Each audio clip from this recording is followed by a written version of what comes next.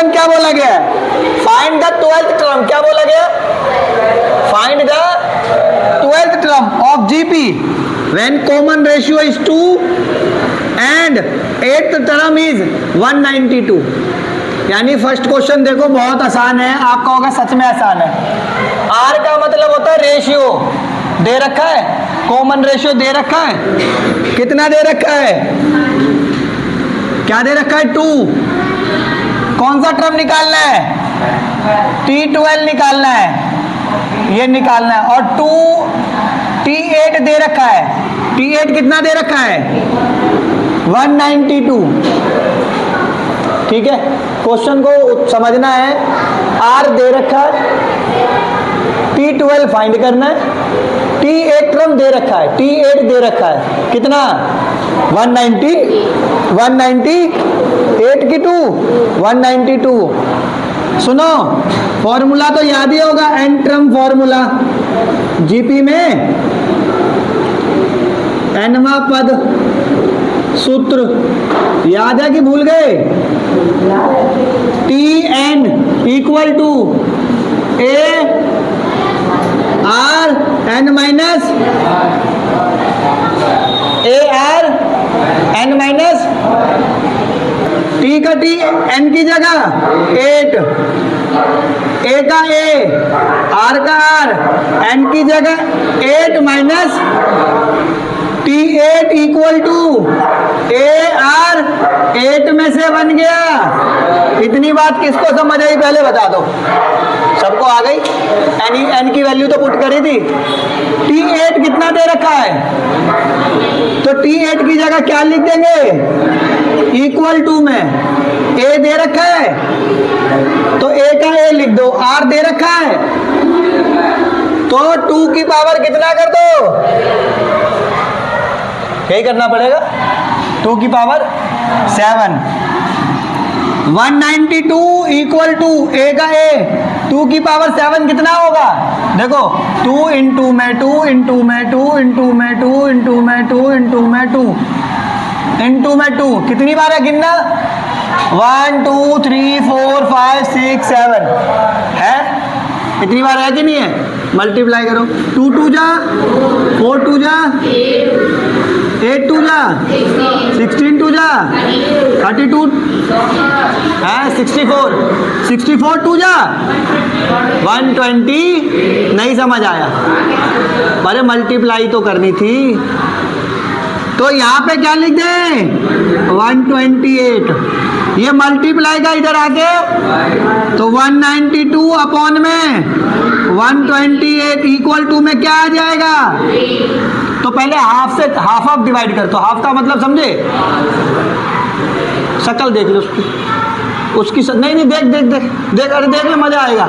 देख इसका हाफ कर 64, इसका हाफ कर 96, इसका हाफ कर 32, इसका हाफ कर 48, इसका हाफ कर 16, इसका हाफ कर। हाफ करने का मतलब पता है? दोनों को 2 2 से काट रहा हूं, 2 के टेबल से दोनों को हाफ करने का मतलब यही होता है। इसका भी हाफ कर, इसका भी हाफ कर, इसका भी हाफ कर, इसका भी हाफ कर, इसका भी हाफ कर और इसका भी हाफ कर। अब नहीं कटेगा ना? यानी ए की वैल्यू क्या आ गई? ऊपर क्या है? 3 और अपॉन में ये किसकी वैल्यू आ गई? नहीं समझ आया? नहीं समझ आया? आ गया? कौन सा टर्म निकालना है? तो टी एन की जगह 12 इक्वल टू में ए का आर का एन की जगह 12 माइनस एन माइनस 1 है तो क्या कर देंगे? 12 माइनस 1। यहाँ देखो एन की जगह 8 माइनस 1 करा था कि नहीं करा था? यहाँ पे 12 माइनस T12 इक्वल टू ए का आर का, बताओ 12 में से बन गया 11। अब इधर ध्यान दो, ए की जगह क्या पुट करूंगा? 3 अपॉन में 2 इक्वल टू आर की जगह क्या पुट करूंगा 2 अपॉन में 2 का 2 और पावर कितनी है उसकी 11 कितनी है बस कितनी बार मल्टीप्लाई करनी पड़ेगी 11 बार। तो क्या करेंगे सुनो 3 अपॉन में 2 इंटू में एक बार काट दो 2 की पावर 10। देखो मैंने ऐसे लिख दिया, कोई दिक्कत तो नहीं है, कोई दिक्कत तो नहीं है। ये 11 को एक बार 2 अलग कर दिया और एक बार 2 10 अलग कर दिया और 1 अलग कर दिया तो 11 ही होगा, है कि नहीं है? क्यों? क्योंकि एक बार 2 से एक बार 2 क्या करेगा, या नहीं करना तो भी कोई दिक्कत नहीं है। देखो कैसे 3 अपॉन में 2 इक्वल टू में 2 को कितनी बार लिखना है 1 2 3 4 5 6 7 8 9 10 11 बस हो गया। 2 से 2 कितनी बार है 10 बार।